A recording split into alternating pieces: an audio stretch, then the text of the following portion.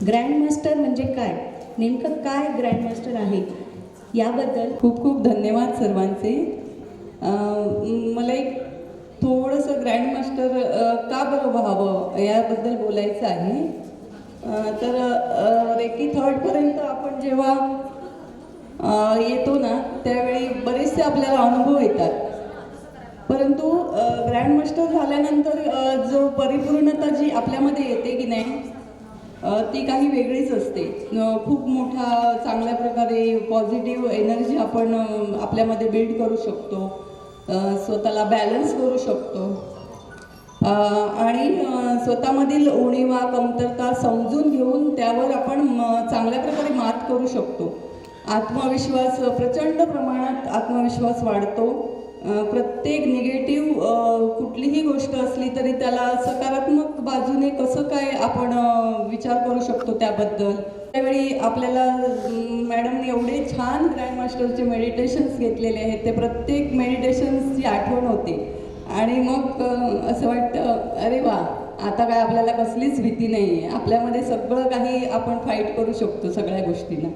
हा परिपूर्ण हा विश्वास जो येतो ना तो ग्रँड समजतं की आता आपणही आपल्यासारखी एखादी व्यक्ती घडवू शकतो, किंवा आपण ज्या परिस्थितीमध्ये आलो होतो, रेकीशी जॉईन झालो होतो, तशा स्थितीमध्ये असलेल्या एखाद्या व्यक्तीला आपण गुरुपदापर्यंत सुद्धा नेऊ शकतो. ती ताकद आपल्यामध्ये येऊ शकते. हे ग्रँडमास्टर झाल्यानंतर खूप विश्वासाने आपण स्वतःबद्दल आपला एवढा विश्वास वाढतो ना की काहीच अशक्य नाही, कुठेही कसलीच भीती नाही आहे. प्रत्येक वेळी आपल्याबरोबर एक अनामिक शक्ती आपल्या आतमध्ये असण्यापेक्षा म्हणायचं तर आपल्यासोबत आहे याचं भान आपल्याला नेहमी आपल्याला जाणीव होते.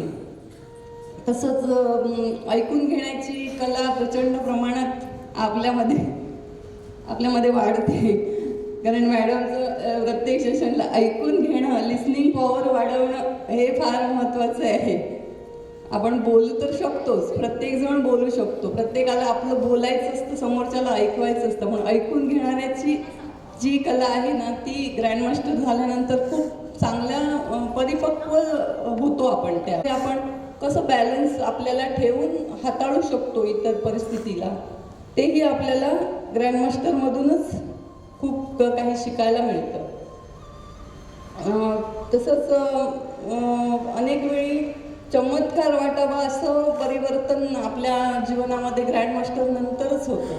खऱ्या अर्थाने खूप काही बदलून जातं. आपल्याला आश्चर्य वाटतं की आपण जेव्हा फर्स्ट डिग्रीला आलेलो त्यावेळीची मी आणि नंतरची मी, जमीन आसमानाचा फरक त्यामध्ये जाणवतो.